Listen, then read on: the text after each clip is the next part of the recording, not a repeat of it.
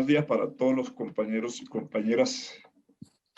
Hemos señalado desde la convocatoria al paro nacional del 21 de noviembre que Iván Duque estaba profundizando la entrega de la soberanía económica a mano de las multinacionales y el capital financiero internacional, complementada con medidas que aumentan la antidemocracia y el autoritarismo, reflejada entre muchas acciones en el asesinato de líderes sociales.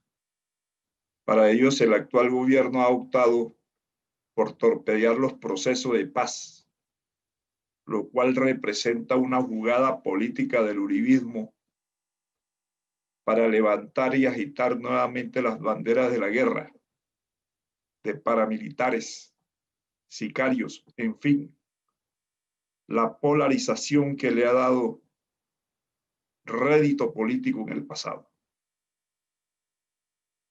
Iván Duque ha demostrado con creces que el eje central de su mandato es la aplicación de todas las recetas que en materia económica y política le tracen desde Washington a través del Fondo Monetario, el Banco Mundial, la OCDE y las organizaciones de países bajo la órbita gringa. Desde ese momento expresábamos todo este aspecto. En ese momento, el Comité Nacional de Paro presentó un pliego con el título Agenda para las negociaciones con el gobierno nacional de 13 ejes. Y el primer eje fue el de las garantías para el ejercicio del derecho a la protesta social. En estos momentos, el proyecto uribista agenciado por Iván Duque incluye la sumisión de la soberanía nacional al control militar de Estados Unidos y la participación de la guerra contra Venezuela. Es un proyecto antidemocrático dictatorial que profundiza en la miseria, el desempleo y la desigualdad y utiliza la violencia como instrumento de sometimiento. Aprovecha la pandemia amparada en la emergencia económica y sanitaria para aprobar más de 164 decretos para incrementar la concentración de la riqueza en el sector financiero y empresarial. Al mismo tiempo, toma medidas que precarizan a la clase trabajadora al imponer la reforma pensional y laboral que no había podido aprobar en la legislación anterior. Aumentó el desempleo en 25%. Viola los derechos humanos. Impulsa las masacres, 65 hasta la fecha. El asesinato de 200 líderes sociales y 228 excombatientes, firmantes de la paz. Y asesinato de jóvenes, como ocurrió en Samaniego, Valle del Cauca, Bogotá, Soacha, entre otros. El desconocimiento que el presidente Duque ha hecho del fallo del Consejo Superior de Justicia, esa expresión al giro autoritario del actual gobierno. Desconocen los fallos judiciales cuando no le favorecen y desvirtúa la separación de poderes. Se aferra a la idea peregrina del salvamento de votos de dos magistrados al momento de la votación del fallo de tutela. Invalida su contenido. El presidente se considera con licencia para poner en duda el cumplimiento del fallo y acudir a la Corte Constitucional para su revisión.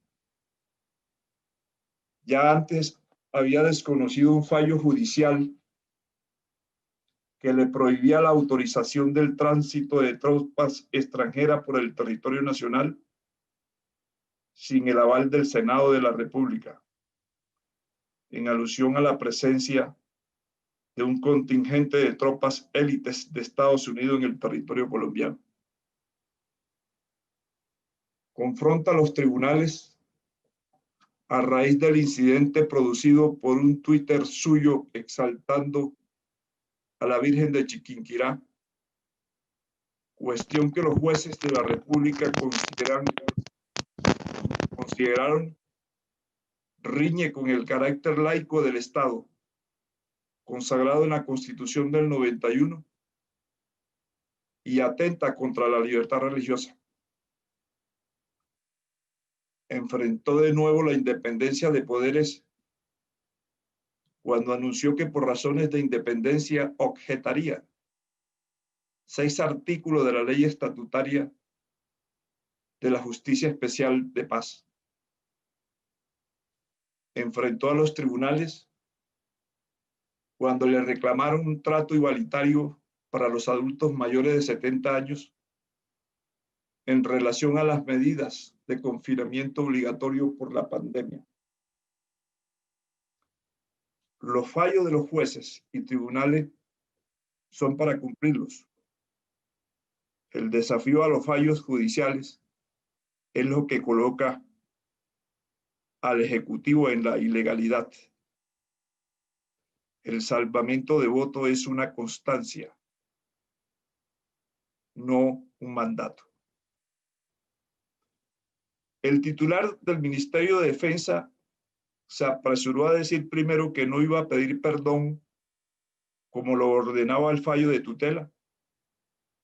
Ya lo había hecho en el caso porque ya lo había hecho en el caso del estudiante de Derecho, Ordóñez, cuando la tutela era por el paro del 21N. Es por eso que en estos momentos toma mayor fuerza aún la exigencia al ministro de Defensa que responda a un juicio de responsabilidades. Ya en el Senado y Cámara cursan citaciones a debate y una moción de censura. El fallo, desde luego, propuesta por la oposición. El fallo de la Corte Suprema de Justicia abre una puerta enorme al proceso, es el fallo de 7641, al proceso de democratización del país y de reconocimiento de derechos, al amparar la legitimidad de la protesta social y poner freno a abusos de la fuerza pública. También el fallo es un instrumento para ampliar el espectro democrático en la medida que la sociedad se movilice y haga cumplir un paquete de 13 recomendaciones. Hay evidencia de una problemática nacional de intervención sistemática, violenta, arbitraria y desproporcionada de la fuerza pública en las manifestaciones ciudadanas. Agrega que hay falencia en incapacidad de las instituciones encargadas de mantener el orden público interno para usar de forma racional y moderada las armas de la República. El SMAT no es capaz de garantizar el orden sin violar las libertades y los derechos de los ciudadanos a disentir. Por lo tanto, se debe exigir que hay que variar la política de la doctrina de la seguridad nacional y del enemigo interno. Liquidación del SMAT.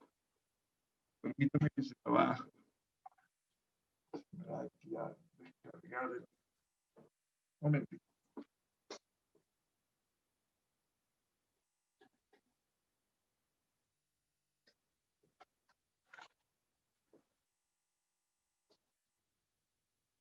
Pedro, ¿no se le oye? Sí, fue que se está descargando aquí el computador. Listo, ya. Ah, bueno. Gracias, Pedro. Muy amable. Hay que variar la política de la doctrina de la seguridad nacional y del enemigo interno. Liquidación del SMAT como cuerpo armado porque se ha convertido en un cuerpo criminal. El Ministerio de Defensa debe irse. depuración de la cúpula militar es un imperativo democrático. Debe establecerse un estatuto de derecho a la protesta ciudadana. El cese de las masacres y el desmonte del paramilitarismo es otra exigencia. Estos temas no pueden estar al margen de la agenda popular en la actual coyuntura política. Ya recientes, el presidente Duque participó en la ONU sobre el tema del recalentamiento global y manifestó que en Colombia se protegían los recursos naturales y los páramos, pero no manifestó que el Santurbán se lo dio para la explotación del oro a la empresa multinacional Minesa, que la Amazonía tiene una gran deforestación total, igual que la selva chocuana, que quiere pasar una carretera por esa selva. Por eso exigimos la no intervención y explotación minera en los páramos. Pero la situación no para allí. El señor Duque fue elegido con la compra de votos de la ñeñe política. Recibió el Centro Democrático plata del exterior cuando está prohibido para las elecciones, de un empresario venezolano. El señor Duque es ilegítimo porque busca por todos los medios de estar en el poder haciendo fraude, como se ha demostrado en los software de la Comisión Nacional Electoral, que no garantiza la transparencia en las elecciones. Los formatos E14 y E24 son un robo a las elecciones. Y esperamos que haya presupuesto para que se tenga un software y que le permita que todos los partidos puedan entrar a fiscalizar ese proceso. El señor Uribe, que es el tutor del presidente de la República, que tuvo que renunciar del Senado de la República porque tiene casa por cárcel, por fraude procesal, manipulación de testigo, le dice entonces a la Corte que es mafiosa, que lo tienen secuestrado. Ese señor, cuando fue gobernador del departamento de Antioquia, también tiene una demanda en la Corte Internacional de Derechos Humanos por asesinatos de lesa humanidad, y fallaron en contra del Estado. Y al señor continúa también vinculado al proceso del Aro y la Granja, de las masacres que hubo en Ituango, de la muerte de los derechos humanos, un delegado de los derechos humanos, y por eso castigaron al Estado.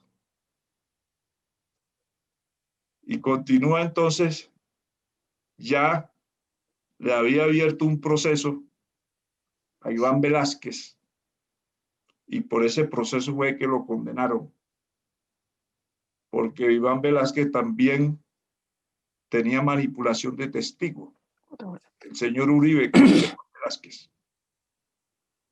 El señor Uribe está ligado con los paramilitares, con el narcotráfico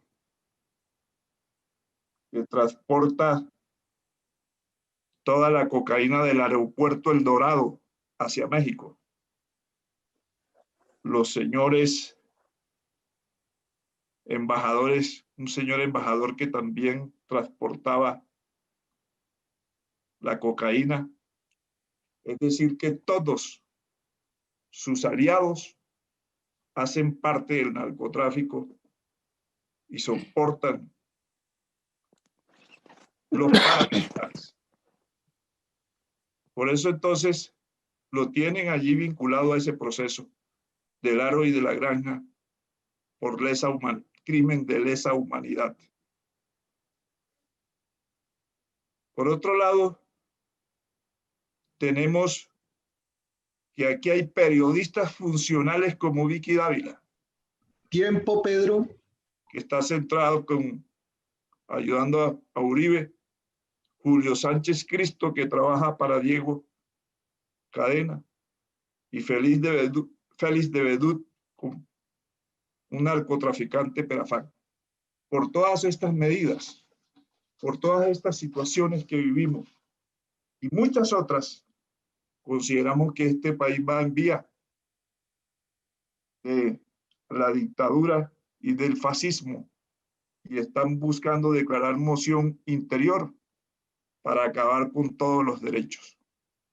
Por eso el 21 de octubre, preparación del 21 de noviembre, no podemos cesar en buscar las grandes movilizaciones para luchar contra este gobierno autoritario y buscar la forma de crear un bloque amplio de todas las fuerzas políticas para poder buscar los mecanismos de transformar al país y efectivamente buscar los mecanismos de que haya democracia, que haya paz con justicia social por el derecho a la vida y porque efectivamente los obliguemos a negociar con las centrales, con el Comité Nacional de Paro y con todos los trabajadores de Colombia. Muchas gracias.